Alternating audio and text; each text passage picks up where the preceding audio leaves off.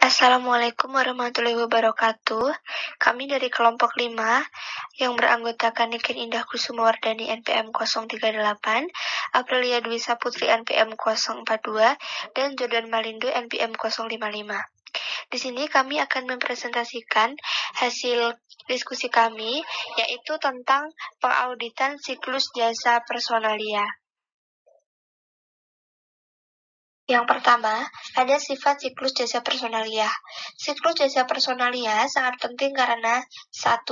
Gaji, upah, pajak penghasilan karyawan, dan biaya ketenagakerjaan lainnya merupakan komponen biaya utama hampir di semua perusahaan. Kedua, biaya tenaga kerja langsung merupakan faktor yang mempengaruhi penilaian persediaan barang dalam proses maupun persediaan produk jadi.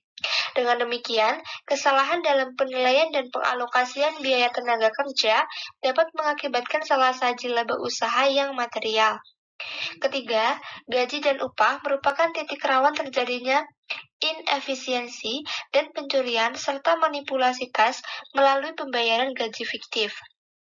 Siklus jasa personalia meliputi semua kejadian dan kegiatan yang berkaitan dengan kompensasi eksekutif dan tenaga kerja. Kompensasi tersebut meliputi gaji, upah per jam dan intensif lembur atau upah lembur, komisi, bonus, dan berbagai bentuk tunjangan karyawan lainnya. Selanjutnya, tujuan audit siklus jasa personalia. Yang pertama, asersi keberadaan atau keterjadian. Berkaitan dengan asersi keberadaan atau keterjadian, auditor menekankan apakah seluruh saldo, biaya gaji dan upah, utang gaji dan upah, tunjangan, bonus, dan saldo rekening lain yang terkait benar-benar eksis pada tanggal neraca.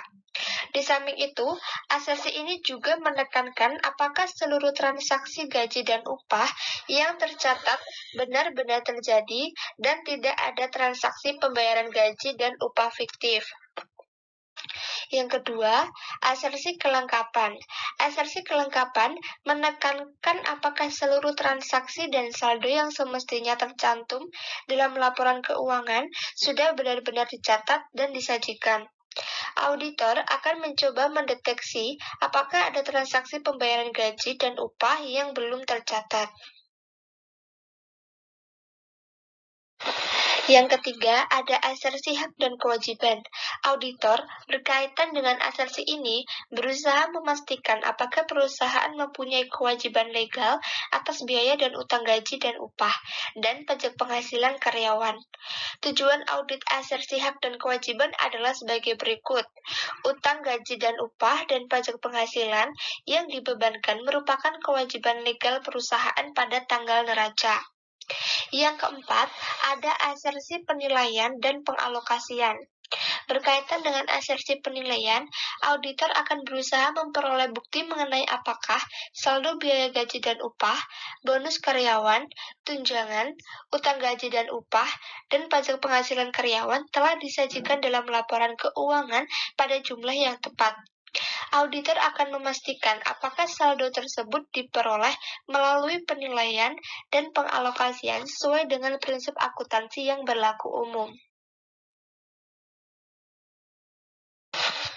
Yang kelima, ada asersi pelaporan dan pengungkapan. Selain memperoleh bukti mengenai keempat asersi tersebut di atas, auditor perlu menghimpun bukti mengenai apakah transaksi dan saldo yang tercatat telah tepat diklasifikasikan, dijelaskan, dan diungkapkan dalam neraca. Auditor menggunakan 3 tipe prosedur audit untuk menemukan bukti yang diperlukan untuk mencapai tujuan spesifik audit tersebut, yaitu 1. Prosedur untuk memperoleh pemahaman struktur pengendalian internal, 2. Pengujian pengendalian, 3. Pengujian substantif. Materialitas, resiko, dan strategi audit. Biaya gaji dan upah umumnya merupakan biaya operasi terbesar bagi perusahaan dagang dan jasa atau profesi. Bagi perusahaan dagang ada 2 komponen biaya yang besar, yaitu harga pokok penjualan dan biaya gaji dan upah. Bagi perusahaan profesi, Misalnya kantor akuntan publik, biaya gaji dan upah mendominasi total biaya. Hal ini disebabkan karena karyawan merupakan sumber daya utama kantor akuntan publik. Resiko bawaan asersi, penilaian, atau alokasi mungkin saja tinggi karena adanya kompleksitas perhitungan biaya gaji dan upah, misalnya besarnya volume, perhitungan gaji dan upah berdasarkan satuan jumlah produk yang dihasilkan maupun jumlah jam kerja, serta penentuan jumlah gaji berupa bonus dan kompensasi yang berdasar prestasi karyawan. Pertimbangan struktur pengendalian intern. Yang pertama terdapat lingkungan pengendalian. Lingkungan pengendalian meliputi beberapa faktor lingkungan pengendalian. Yang pertama, pertanggungjawaban urusan karyawan ada pada Direktur Hubungan Industrial atau Personalia. Yang kedua, metode pengendalian manajemen termasuk penggunaan biaya standar dan anggaran serta perhitungan varians. Yang ketiga, adanya internal auditor. Dan yang keempat, terdapat praktik dan kebijakan ketenaga kerjaan. Kemudian yang kedua, penaksiran resiko. Resiko yang dapat timbul atau berubah karena keadaan yang terkait dengan siklus personalia ini adalah yang pertama, perubahan dalam lingkungan personalia. Perubahan dalam lingkungan peraturan dan personalia dapat mengakibatkan perubahan dalam tekanan persaingan dan resiko yang berbeda secara signifikan. Yang kedua, personal baru. Personal baru mungkin memiliki faktor berbeda atas pemahaman terhadap pengendalian intern. Yang ketiga, terdapat informasi dan komunikasi atau sistem akuntansi. Sistem informasi akuntansi untuk masalah personalia mencakup penggunaan rekening kontrol di buku besar serta rekening-rekening atau catatan pembantu, misalnya berupa file data karyawan. Dikaitkan dengan perusahaan manufaktur, maka penggunaan kartu jam kerja yang termonitor dengan sebagai dasar perhitungan jumlah jam kerja untuk membebankan biaya tenaga kerja langsung ke biaya produksi. Yang keempat, terdapat aktivitas pengendalian. Aktivitas pengendalian yang relevan dengan audit atas transaksi pengajian dan pengumpahan dapat digolongkan menjadi beberapa kebijakan dan prosedur yang berkaitan dengan yang pertama, review kinerja, yang kedua, pengolahan informasi, yang ketiga, pengendalian fisik, dan yang keempat, pemisahan tugas. Dan yang terakhir, terdapat pemantauan. Pemantauan adalah proses penentuan kualitas kinerja pengendalian intern sepanjang waktu. Pemantauan mencakup penentuan, desain, dan operasional pengendalian tepat waktu dan tindakan perbaikan yang dilakukan. Prosedur ini dilakukan melalui aktivitas pemantauan terhadap siklus jasa personalia serta secara terus-menerus, evaluasi secara terpisah ataupun kombinasi antara keduanya.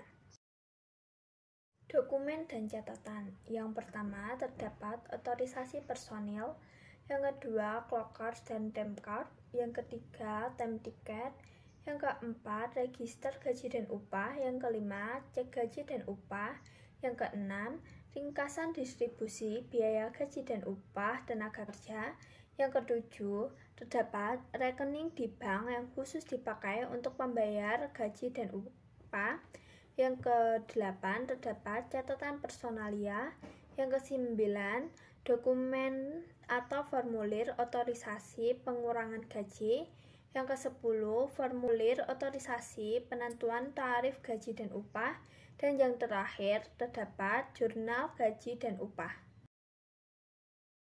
Penentuan risiko pengendalian. Proses penentuan risiko pengendalian meliputi identifikasi salah saji potensial pengendalian yang perlu dan tes pengendalian.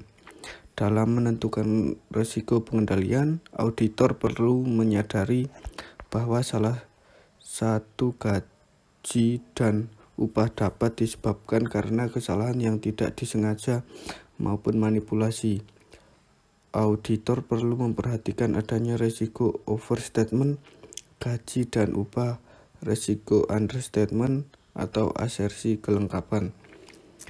Dapat dikatakan sangat kecil karena tenaga kerja akan mengklaim apabila gajinya dibayar dalam jumlah lebih kecil dari semestinya.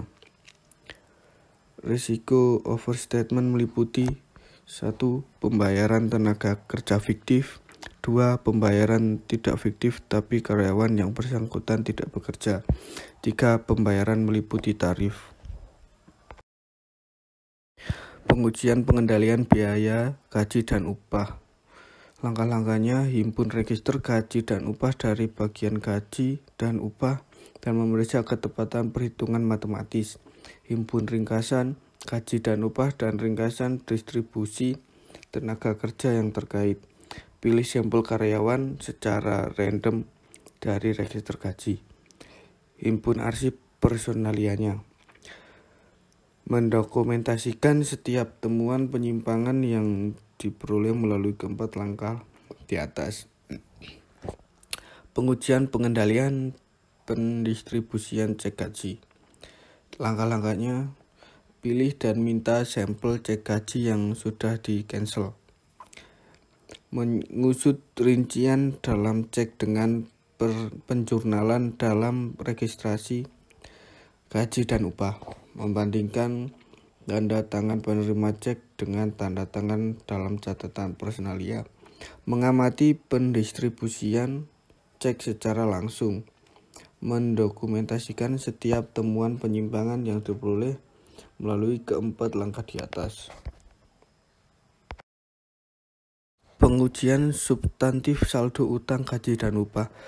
Pengajian substantif atas gaji dan upah dapat dilakukan dengan prosedur di bawah ini. Tujuan audit.